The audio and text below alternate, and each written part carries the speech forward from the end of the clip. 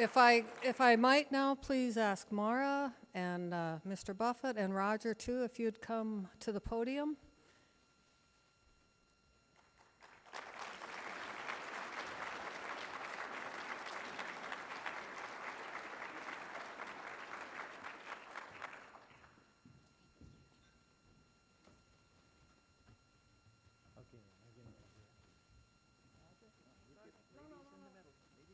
That's bigger than any check my dad ever gave me.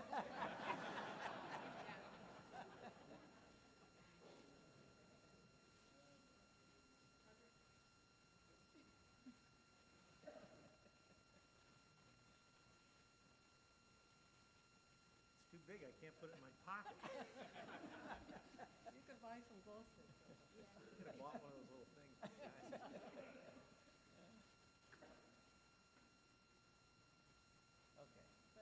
Thank you.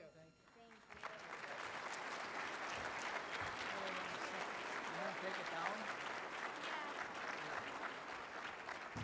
We're pleased to do this. Yeah. Let's do it. Let me get on this side. Okay. Claudia, over here. This is the best kept secret. I had no idea.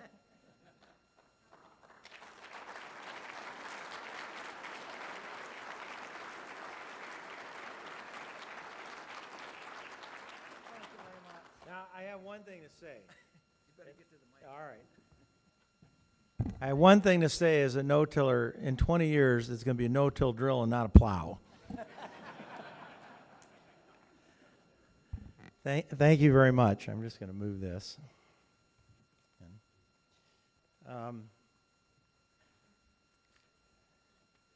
There's a bit of business I want to take care of first. I was talking to John Hanson earlier. He was telling me about how they're going to raise the dues. And Claudia's right. I didn't have $20 for the young people who came around and asked us for something. But what I did was I borrowed money from my son. And I came up with $22. And Roger, I'm leaving that right here for you. And we are the first two to pay the extra dues for the national membership, okay? And John didn't even pay me to do that. It's a great honor to be here in front of so many fellow farmers, and like many of you, I've spent a good part of my lifetime in agriculture. For me, it's about 35 years. For some of you, it's been longer. And I didn't know that Dr. Darrell Ray was going to be here until I heard Roger mention it, but he's a guy that I religiously read his columns, and I learn something every day from him. So you've, not that my endorsement is worth anything, but you've certainly chosen someone who is a great individual to work with in terms of what Roger's describing. Now, you know, there's a lot of reasons that I farm, and we're talking about a few of them at the dinner table, but I still think that the biggest driving factor was that what my mother used to say, which is I never had enough Tonka toys when I was small. And I think that's probably true. You heard Claudia give a little bit of description of some of what we do. We've got about 14,000 acres of farmland in Arizona, Illinois, Nebraska, and South Africa. And the only correction I'll make is I no longer manage the farm in Nebraska. My son has started farming it. And there's one thing he really doesn't understand, and that is what it's like to farm with $2 and $2.50 corn, because he just thinks corn's always been $6, but he'll learn that lesson. And then we have also supported about over $200 million in agriculture projects in about over 40 different countries. So we really have a lot invested both here at home and globally in terms of a broad range of subjects within the agriculture umbrella. Now, this is where Jim Benham can take a nap, because I've only told this little story twice, but he heard me tell it at Purdue about a month ago, so he can, if you see him snoozing off, just let him snooze off, because it's a story I don't ever tell. In fact, this will be the second time I've told it publicly, but it's actually about how I got into farming, and I had enough guys tell me that they thought it was kind of fun to hear it that I thought I would tell it tonight. And it starts back when I was about 21, and I had, at that time, I had actually been driving a dump truck for about a year and a half that I'd bought, and I wanted to get into the dirt business. I wanted to get, I just loved being outside and doing that kind of thing. So I went to a guy named Fred Hawkins, and I was safer telling this story in Indiana because I wasn't as close to Omaha because Fred's from Omaha. But anyway, I'm sure his boys are running the business today. I went in to see Fred and Hawkins Construction. Anybody from Nebraska will know who they are. And I said, well, Mr. Hawkins, I'd really like to learn how to run a bulldozer. And he took one look at me. He says, son, he's a kind of gruff guy. He says, son, you were born with a silver spoon in your mouth, and you couldn't anymore outlast those union guys. Get out of my office. So I kind of dejected, went out of the office, but I don't give up quite that easily. So I went to a guy named Frank Tietz up in Fort Calhoun, and he did a lot of soil conservation work, and I said, Mr. Tietz, I'd really like to run a bulldozer and learn how to do that and move dirt. And he said, well, what kind of experience do you have? He was a little nicer than Mr. Hawkins. He said, what kind of experience do you have? And I said, well, I don't have any. He says, well, I can't hire you without experience. I said, well, how am I supposed to get experience if no one will hire me? He says, I don't know, that's your problem. And I said, well, how about I work for free for a month, and if I do okay, you'll hire me? And he says, nah, he says, my guys would get pretty upset with that. So he sent me packing. So I thought, okay, the heck with this. And I went to a guy named Don Bilderback at Fort Calhoun State Bank, and I said, if I want to borrow some money to get a bulldozer, can I do that? And and of course, this is where, maybe I shouldn't say this, but this is where the Buffett name helped, because he just assumed I had money. See, I didn't have the money. That's why I was borrowing it, but he didn't figure that out. He was a better banker than I make him sound. But anyway, so now that I knew I could go borrow some money, I was dangerous. And I went and I was watching ads and I was looking for machines, and here's this guy, Earl Gruen, down by Millard, and he had this 955K for sale. So this cat front loader. For you buffs, it was the 61H series. So I went and met Earl on a Sunday, and machine looked okay to me. I knew a little bit about the undercarriage, what to look for, but not a lot. And he says, well, Howard, jump on up there and start her up. And I thought, uh-oh. I'm not sure how to start it, but I'm not telling him that. So I said, you know, Earl, it's your machine. You start it up, and I'll get on after that. So he started. I watched him. He started up and ran it around a little bit, and I thought, I've never bought a bulldozer. What am I supposed to look for? But anyway, so I bought the bulldozer. Good friend of mine, Bill Roberts, who I'd worked for by hauling dirt, he had said he'd haul my bulldozer around, or a cat front end loader. He'd haul my loader around, and then he said, I'll give you all the work I don't want. And of course, at that point, it sounded good, but when you get all the work somebody else doesn't want, it's not so great. And I learned that. There's a few little lessons in this if you pay attention. So I got all his discarded work that he didn't want, and I started digging basements. The very first basement I dug, boy, the block layers were mad at me. I could get the floor level. I had a great knack at that. I didn't even have to shoot it with a transit. I could get it level, but I could not figure out how you dug the walls. And that's another long story. I won't tell you, but they were mad at me. I was lucky I got a second job. And so then I thought, well, I want to haul my machine around by myself. So I went to a guy named Harry Sorensen, who had a big shop down on 16th Street, North 16th Street. And I said, Harry, would you, I was trying to be cheap, okay? I won't even say inexpensive. I'll just say it. I was trying to be cheap. And so I went to Harry and I said, Harry, would you build me a trailer for my cat loader?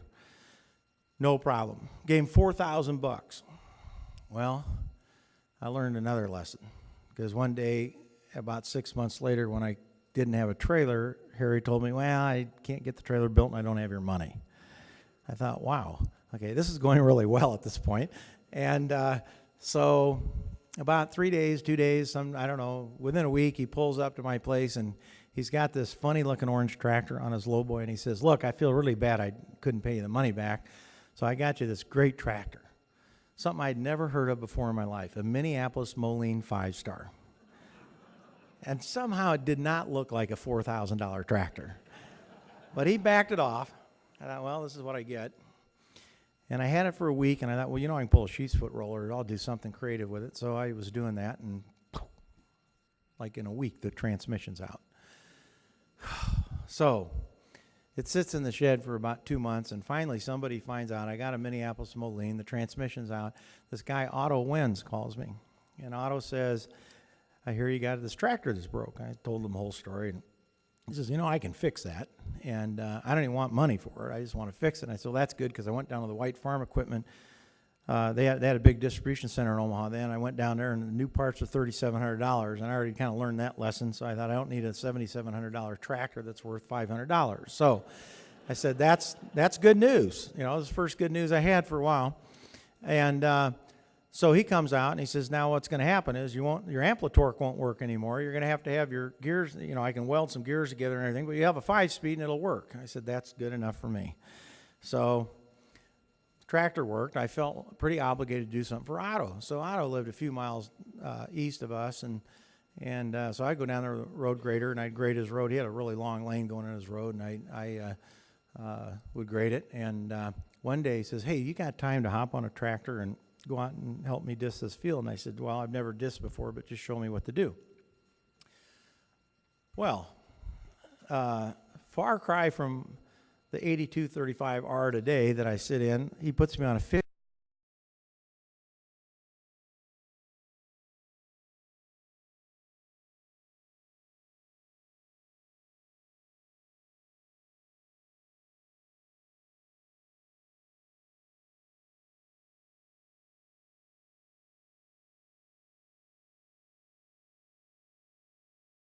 50/20 with no cab.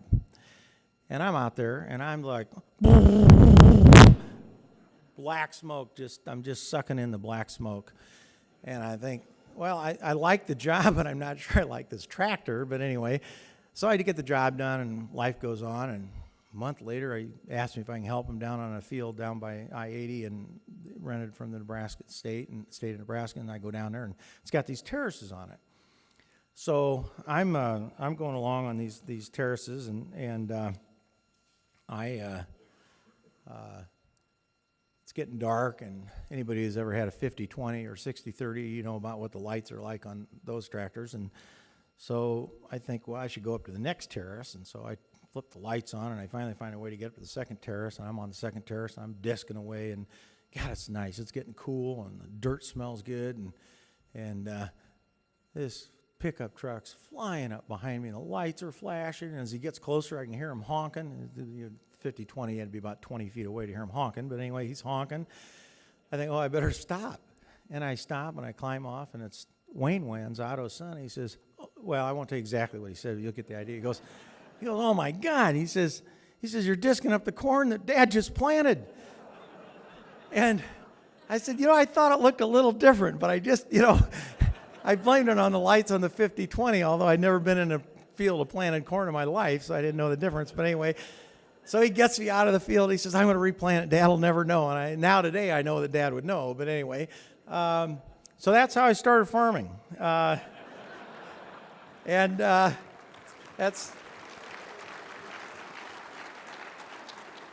a long story, but anyway, it's how I ended up here today.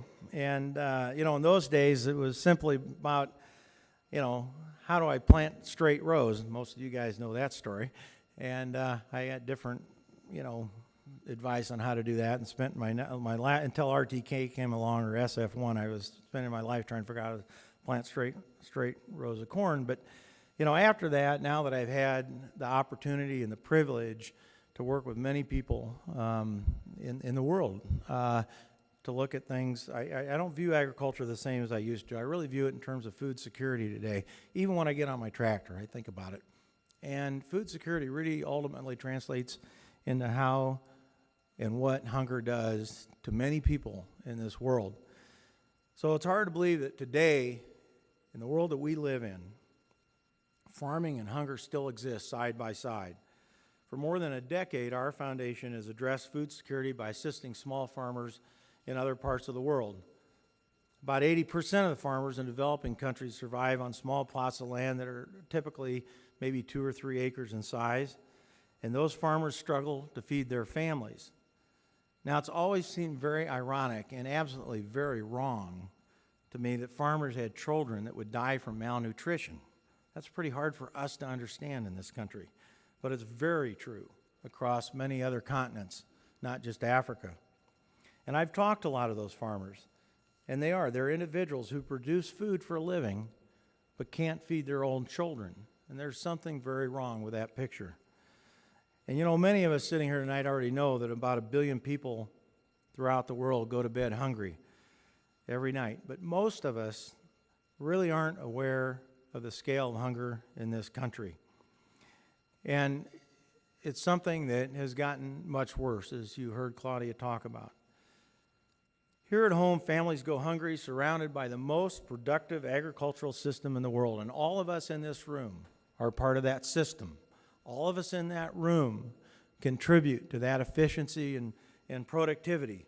It's a country, our country, that exports more corn, wheat, soybeans, and probably another number of products more than anyone else in the world. That's what we do. That's what we're good at. But as we export millions of tons of grain, about 50 million Americans remain food insecure, which means 1/6 of our population does not know where their next meal is going to come from. It means that these families have to make impossible trade-offs we wouldn't think about in our daily life, between meeting basic needs like medical care, shelter, paying utility bills, having heat in our home during the winter, or even buying school supplies for their kids. Think about when any in this room have ever had to worry about that. But they're thinking about all of those things, and they're making those choices.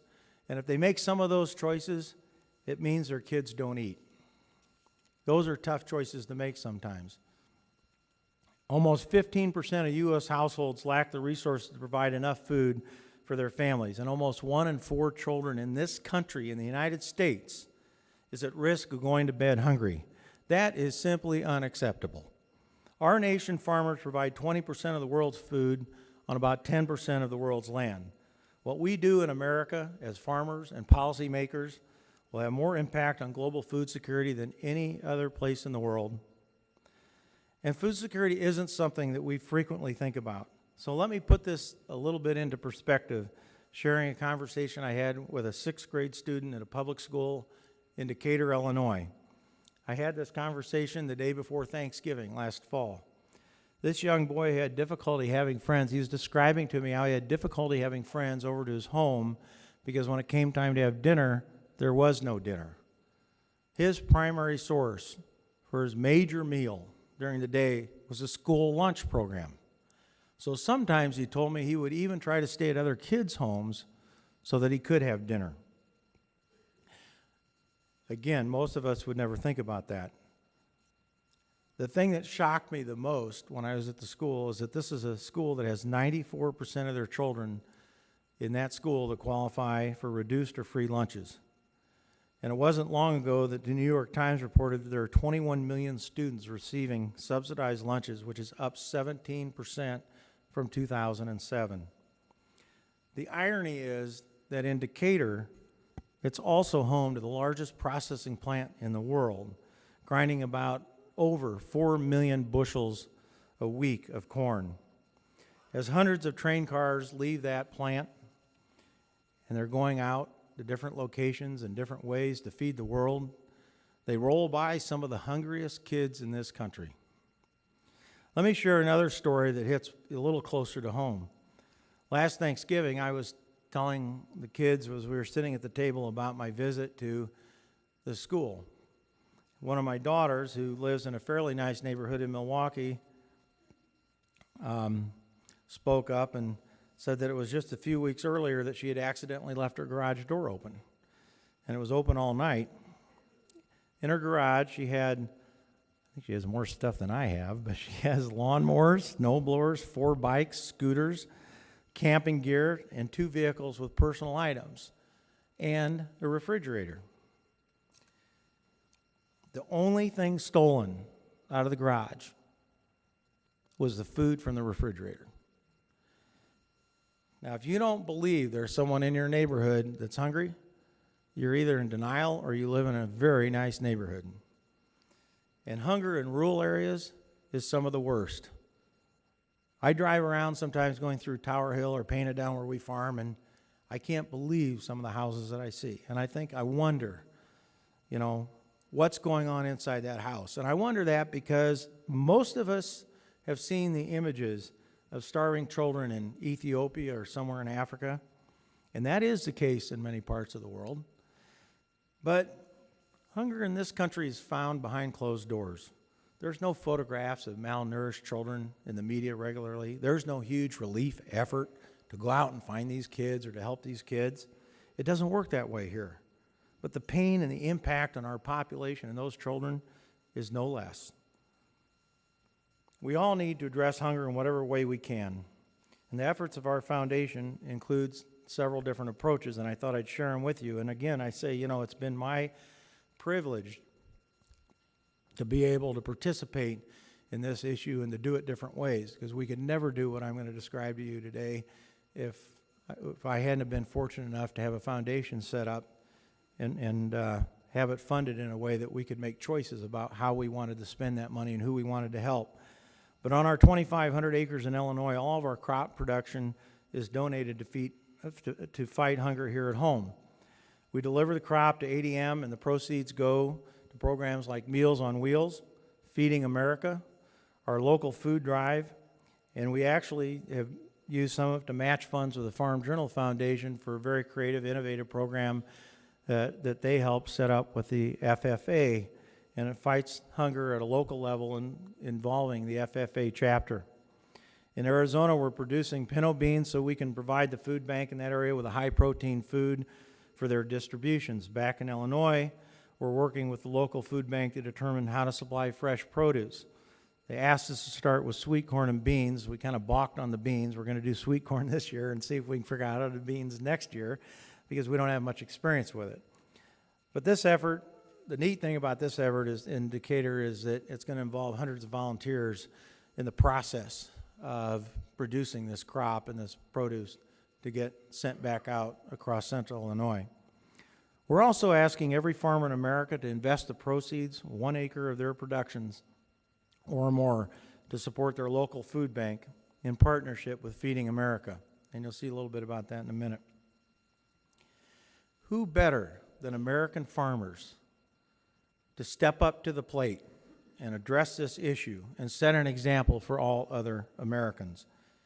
We know the importance of this issue, and we know that we have to provide a helping hand to fight hunger here at home. No farmer, no one in this room would allow a neighbor to starve, and yet someone close to us, every one of us in this room, in each of our communities, is doing just that, going hungry. Finally, we're funding groundbreaking research on hunger with Feeding America through Map the Meal Gap.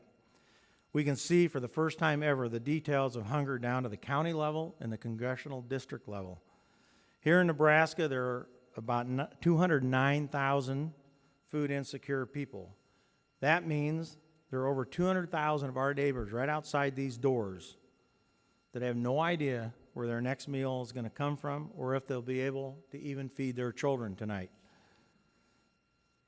When I started working in countries like Africa, one of the first things I asked when I visited any country was how many families live on $1 a day, how many families live on $2 a day.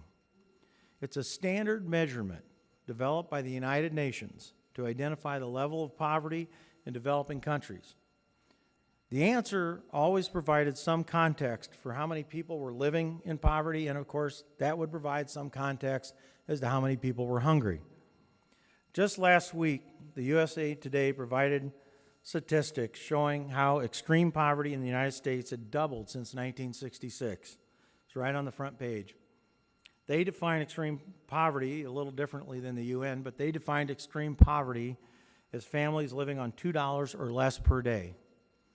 It is shocking, seriously shocking, that in our country they identified 1.5 million families the way we describe poverty in Zimbabwe or Guatemala, with a standard that was developed to measure poverty in the third world. That's our country today. We should be ashamed of that. We should not accept that. Hunger is at the front line affecting this country's children, and I say it's challenging our country's soul. As farmers, hunger is our enemy. It's what we fight against every day, but we have yet to win that battle. Now, I'm proud to be a farmer, and I know everybody in this room is proud to be a farmer.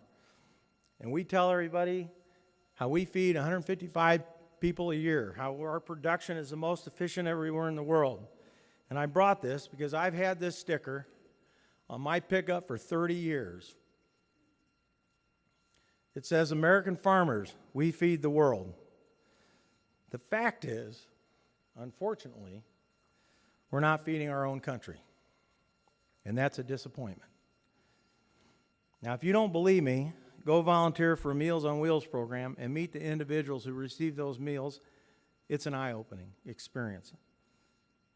It's actually pretty amazing to see some of those people, because they're not exactly who you think they are.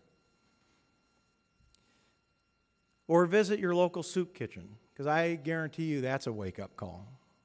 It's a part of the population that we rarely find ourselves around or with or speaking to or engaging with, and I guarantee you that is a wake-up call. It is something everybody should do. Or go to your local food bank and see the humility of a family that for the first time is asking for help. I watched this in Tucson, Arizona last year. Family walked up to the door, they walked in, they looked around, they looked nervous, they walked back out the door. Mara Daly was there with me. Mara went back out, talked to them, and they came back in, and for the first time in their life, they got a food basket. Imagine if any of us had to do that, how difficult that would be for us to do. This is not the America that is the American dream, but we can bring this dream back for millions of people in this country if we make the commitment to eliminate hunger here at home. Now, we all have a unique ability to be advocates for a food-secure America and a food-secure world, and we can also lead by example, and I think this is a group that needs to do that and must do that, and you are doing it. That's the important thing. You are doing it. By realizing that the future of our nation relies on everyone involved in agriculture, we can reach a hunger-free America. It won't be easy, but we can do it. I want to conclude tonight by running a very short clip we put together that discusses our efforts to support our campaign to tackle hunger in our local communities. Now, the campaign is going to be formally announced in April, which means that if any of you talk about it, I have to kill you all. But I wanted to show it tonight because I hope it gets some of you fired up. I hope that when April rolls around and we say, this is how it's going to work, that some of you will say, this is what we need to do. So after that, I do have one more challenge. Put Claudia and Mara on the spot, which is my favorite thing to do. So if we can roll that clip, let's do that. In April, you'll be able to play a role in that program, and I hope you all choose to do it. Mara, if I can get you and Claudia to come up here for a minute, now I get to pick on you. You should never give me the microphone. Come, come, come. That's how we used to call our cheetahs in South Africa. Come, come, come. So in our family, we don't believe in mock checks. We believe in real checks. So, come over here. So since Claudia has already described that you've raised more than over 50,000, and she predicts there'll be more coming in, I thought what we should do is be prepared tonight to offer a new challenge. So I have a real check right here for Mara, Feeding America, for another $50,000. And I don't usually do this kind of thing, but this was, I thought, would be a great thing to do here. And what I want to ask everybody is, get it up to about 49,500 and then hover there for a while because she can't cash that check till she gets 50,000. Make her sweat a little bit. But anyway, I also want to say I'm incredibly honored to accept the award from the National Farmers Union. I remember Mr. Hansen when he was back in Nebraska, and now he's more important in Washington, I think. But anyway, it's a great, great leadership organization. It's a great farm organization, and it really is an honor to be here tonight and an honor to accept the award. So thank you very much. So I get to take that with me?